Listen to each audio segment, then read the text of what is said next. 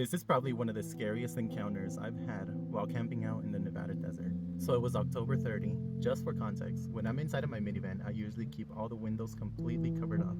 I can keep some privacy whenever I'm just hanging out, right? I did the same thing when I was out there camping in the desert. It was completely dark.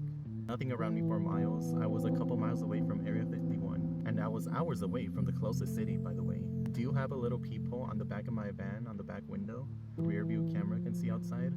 So I was inside of my minivan enjoying my dinner when all of a sudden, from the little peephole that I have in my back window, I see some car headlights pulling up behind me. And I thought to myself, what the hell, car headlights? At this location, at this time? Oh hell no, that's not right. And I thought to myself, you know what, it's gonna be a cop checking up on me.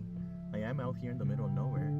Although it is pretty damn weird to be checking up on me this far out from the road. I went completely quiet. I stood there in silence. And I waited. I didn't hear nothing. I was expecting the cop to identify himself. I didn't hear no cop. I didn't hear no sirens, no blue or red lights. The next thing that I did hear, however, were footsteps. I heard footsteps pacing across my minivan to the front of my minivan, and then they started circling my minivan. At that point, I started panicking inside. I thought to myself, oh my god, okay, I'm gonna get robbed. They're trying to rob me out here. Next thing I did was load my pistol. I grabbed the nearest flashlight, and after I put on my sandals, I jumped outside and I started flashing everywhere around my minivan. However, I didn't see anyone. There was no footsteps, no one walking around my minivan. I didn't even see the headlights. There were no car tracks. There was nothing around me. And at that point, I thought, am I going crazy? Like, no. I mean, I'm clearly awake and I saw these headlights. I still feel my heart pumping. I ran to the highway, and when I got there was nothing.